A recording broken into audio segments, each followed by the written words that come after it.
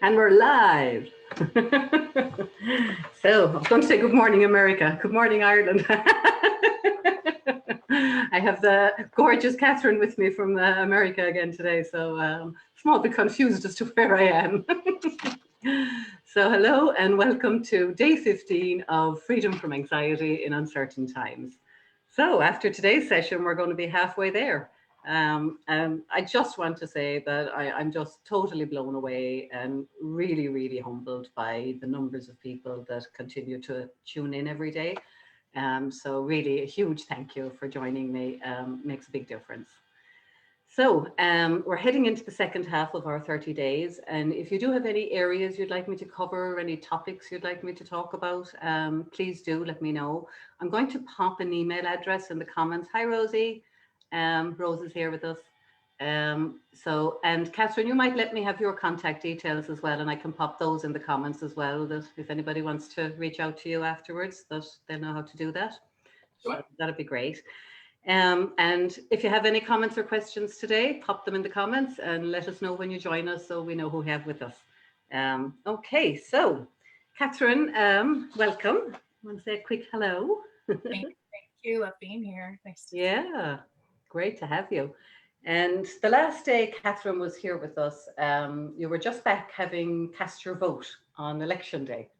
And, you were sharing what was happening at the time. And I just thought it would be interesting, Catherine, to maybe see, what's happening a couple of weeks on. It's been an interesting journey for an election. And I'm sure you're seeing all sorts of thinking going on around you. Maybe even have some for yourself.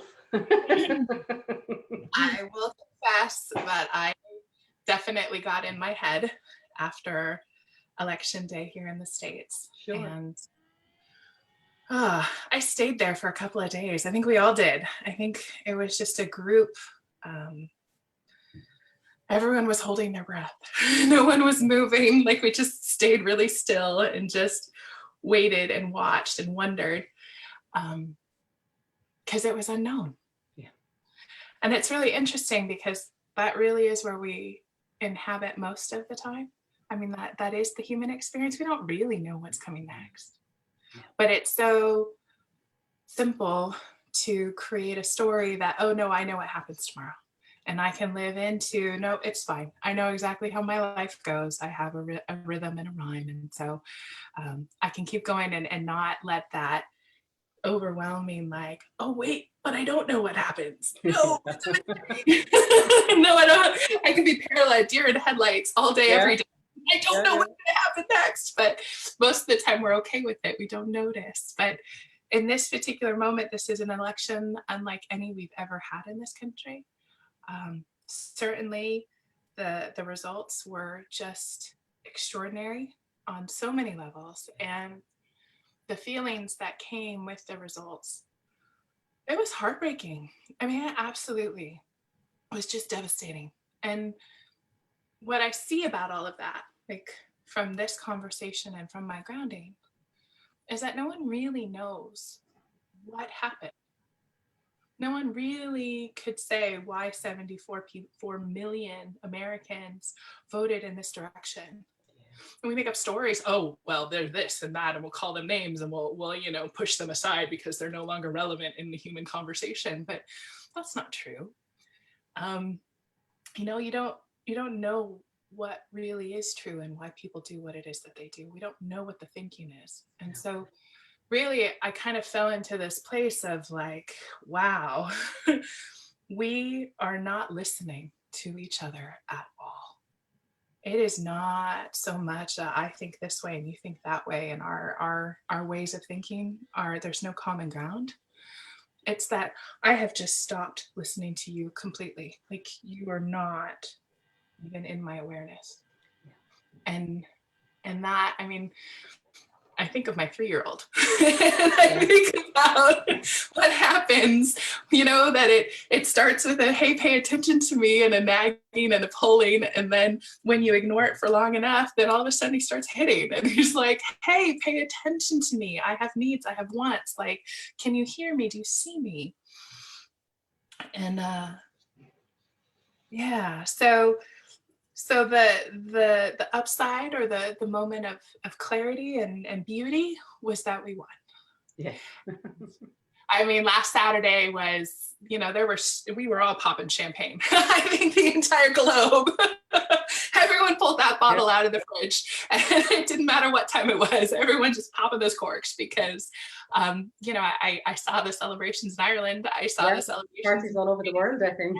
in England, and I mean, the world over was just so delighted that at least half of America is sane enough to, turn the direction. It's interesting because looking at it from afar, I suppose, what I see on both sides really is a lot of fear. A fear of what we think we know and fear of the unknown. Fear of what we think we know, because if we think and believe certain things are going to happen and that scares us, then that creates fear. And if we don't know what's going to happen and that's uncomfortable for us, then that can create fear. But it's interesting to watch all the different coping mechanisms. And, some people get angry, some people hide, some people avoid, some people, we do all sorts of different things with it. And it's very divisive in the sense that it creates a them and an us. Mhm. When we think that because somebody is different, that that's something to be afraid of. And, over the last number of months during the pandemic, we've seen an awful lot of good come out in people. And when people are settled in their minds and they're not afraid, we see them coming out as their best and being giving and loving and caring and watching out for each other. But as soon as we become afraid, there's separation. And it seems to me that we're so much more willing to hurt each other when we're afraid. Because when we're not afraid, that doesn't occur to us.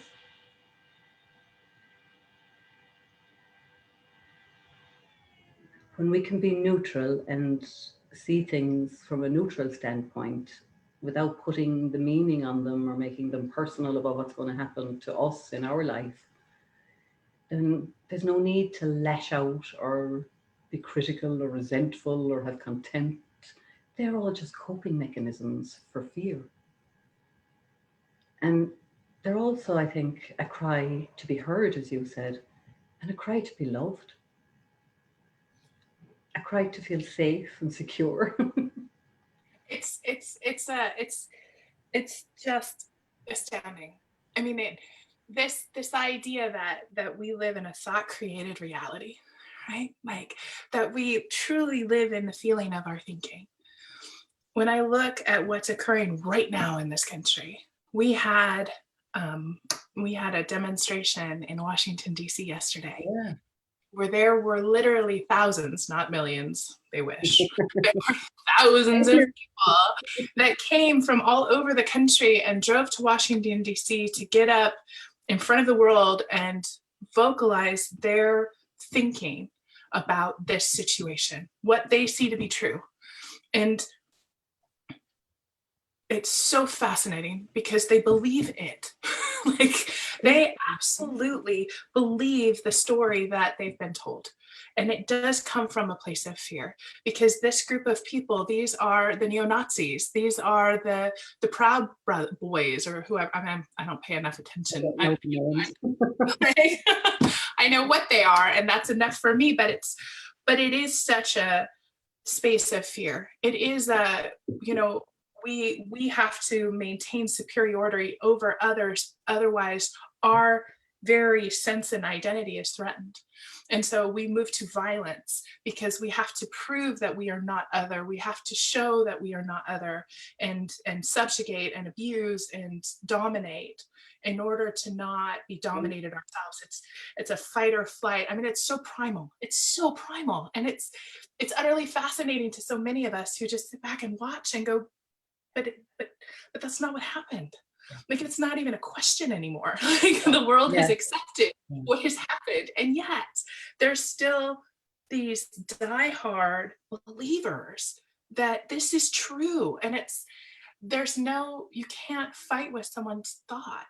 until they see it differently, until they experience it differently. This is their truth and their experience of reality. And and it's just about that connection. It's just about sitting down and, being able to be heard and understood and recognize that you're no threat to me. Yeah. You're no threat to me. There's nothing in you that is going to threaten me or mine or my safety or my success. Like, how could it? How could it possibly be so? It can't, because it's just made of thought. Made of thought. Like, it's utterly fascinating what the human mind will do to hold on to the illusions that it creates around reality. And there's no better example than what is occurring on the streets. No, it's such a vivid example of how people are living in their different realities, and there's two sets of thinking, and both people believe. But when we come from that place of fear, that's how it plays out. But I guess what I'm pointing at is that while it's a valid example, and most of us can point to it and say, oh, that's not me. Oh no, that doesn't happen to me. Like, those people they're whatever they are to get to that place. But what's really important for us to see is that that's how human beings work. Yes. And that vivid example is exactly what I do. It's exactly what you do. It's exactly what any person watching this video does. Like, this is the human experience. And recognizing the thought and seeing how we create reality for ourselves, like, that's what's on offer. That is what's available. Because once we see how it works, then it totally shifts. It all falls away. And it just becomes such a different experience of life. And that's so true, Catherine, because we're all scared of different things, but we all have fear about something because we're human. And sometimes when we get scared, we think it's not about us, it's about them, because we've made an us and a them. But when we see that we're all the same and we all work the same, we can have more compassion, because we can see that we're both scared. And we both have fears. And I mean, I can sit here till the cows come home and say, fear is thought, and we feel it in our body, and we experience our thoughts in our body, and we're scary. But 99.9% of the time, when I'm scared, that's not how it shows up. And that's not how it looks. That's not what it looks like. Yeah. It doesn't occur to me when I'm scared. But what I have learned is that there's a biological alarm system that lets me know when I'm scared. And that when I tune into the feeling of being scared, whether that's showing up as anger or resentment or anything I don't like and that feels icky, then that's my internal wisdom, my alarm system, my default mechanism telling me, Jan, you're having some scared thinking, or you're having some insecure thinking. Come home. Come home. Because that's what feelings are, right? Exactly what feelings are. But we didn't know that, Catherine. Well, I didn't anyway. Yeah. Feelings were an indication that there was a doing, and it's not that at all. It's simply a pointing to, hey, this is the thoughts that you're having. This is the thought. Yeah. And if you can take it back to what it is that's really, really occurring, it's going to fall away, because really, what is there to be afraid of? And you know what else I've kind of seen is that fear is a habit, because the same habitual fearful thoughts come up. When I get scared, the same pattern of thinking arises. And it's not even mine anymore. It's just what seems to come into my awareness when I feel scared. And when it's just that I'm so used to them, I don't see them anymore. I don't question them anymore, because they look real after a while. They become so habitual and so much a part of yourself that you think those feelings are real and do mean something. But when we start to get curious and question it again, we can see them for what they are. I drop into the control freak so fast, and I start making up rules, and I start like separating things out. I do the compartmentalization, like this and that, and this is how this has to go. And it's just like I become the conductor of the orchestra, and it's like, wait a minute, whoa, hold on. Like, I'm so bar, I'm up there with my baton and I'm just waving away. And it's like, this isn't your job, remember? And it's like, oh, step back. Like, right, I'm just part of the audience. That's right. I'm just meant to enjoy the music. It's not on me to put it together. No. But there they are. It's habitual. That's like, I get scared and then I do this and I respond this way. And it's seeing that that's just how we human. It's seeing that that's just what happens, and noticing and just recognizing the sooner we can notice, the sooner we see that, oh, I picked up the baton, put that down. That's not required now. Like, you're good. Hands off, like that. That's the game. It's just it is. And when we see that we're like white knuckling and holding on with everything that we've got, when you really see that you're doing that, you're kind of going, why would I want to do that? And off it goes. Yeah, it's beautiful. There's a quote that's coming to mind, and I have no idea who said it, but it just seems appropriate at the moment when we're talking about coming home when we're scared. And it's fear is a habit of thought. I am not afraid. And when we come home to our true nature, and that I is never afraid. That's gorgeous. Yeah. I have no idea who said that. It just comes to mind. So I think that might be the place to leave it. So my contact information, I have a coaching website. So it's Catherine Bonney Coaching. So you can reach me. It's KathrynBonney is how you spell my name. Catherine Bonney Coaching. And there's contact opportunities there if anyone would like to speak with me. Brilliant. I enjoy it.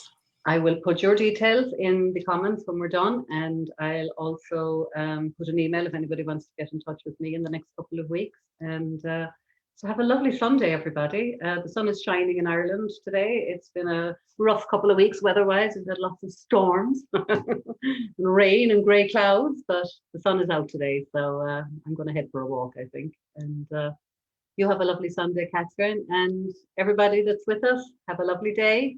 And I'll see you all tomorrow. Thanks so much, Catherine. Thanks, Jane. Take care.